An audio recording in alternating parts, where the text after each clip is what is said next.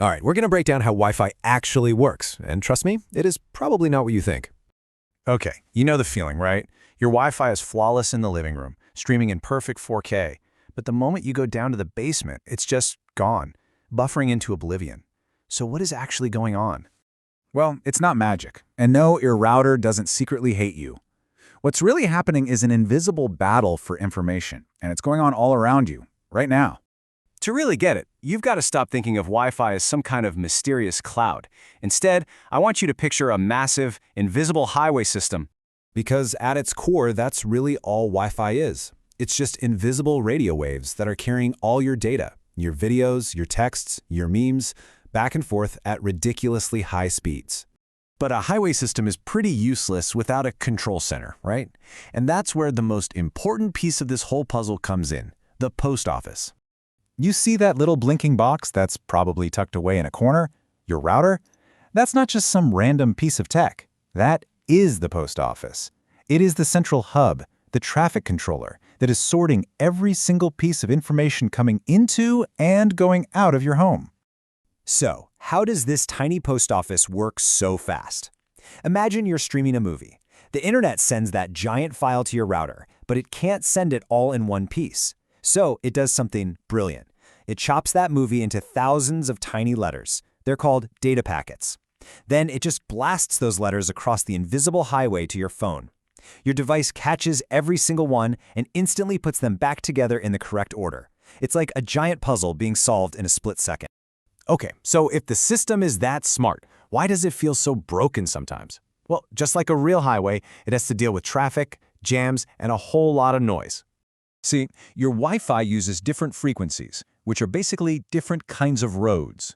The 2.4 gigahertz band, think of that as a local street. It's a little slower, but its signal travels farther and is way better at getting through walls. Now, the 5 gigahertz band, that's the freeway. It's blazing fast, but the signal has a much shorter range and gets blocked super easily, so you're constantly making a trade-off between range and speed. Now, think about this for a second. Have you ever noticed your internet just slows to a crawl when everyone in the house is home at the same time, all streaming, gaming, and on video calls? Yeah, that's not a coincidence. That is a digital traffic jam. You've got way too many devices all trying to drive down the same road at once, and it causes a major slowdown. This is the exact same reason the Wi-Fi at a busy coffee shop can feel so painfully slow. Everyone's phone is fighting for space on that one crowded highway. But traffic isn't the only problem. You also have to deal with noisy neighbors. And I don't mean the people living next door. I'm talking about your other electronics, your microwave, your Bluetooth speakers, even your actual neighbor's Wi-Fi network. They are all shouting on the same radio frequencies. All that noise creates interference that can seriously mess with your signal. But traffic and noise are really just the beginning. Now we get to the final bosses of bad Wi-Fi: distance and walls.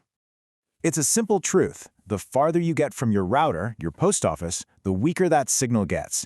It's just like hearing music from another room. It gets fainter with every step you take. And that's exactly why the signal is perfect in the living room but basically non-existent in the basement.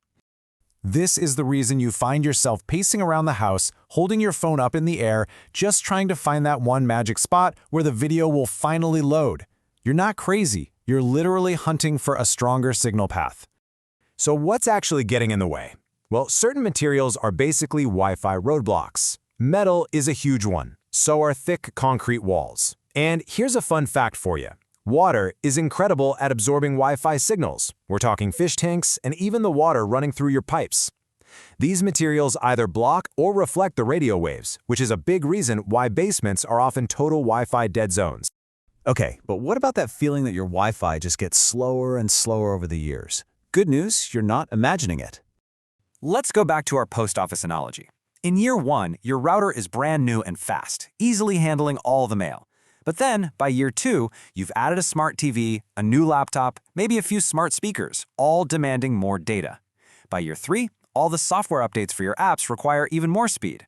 And by year four, that old post office just can't keep up with the mail. It just wasn't built to handle this much traffic.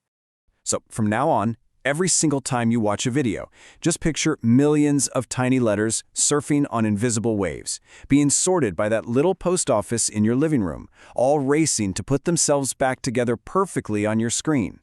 And there you have it. Now you know how Wi-Fi really works. And more importantly, you know exactly why it sometimes feels so incredibly broken. If you want more simple explanations,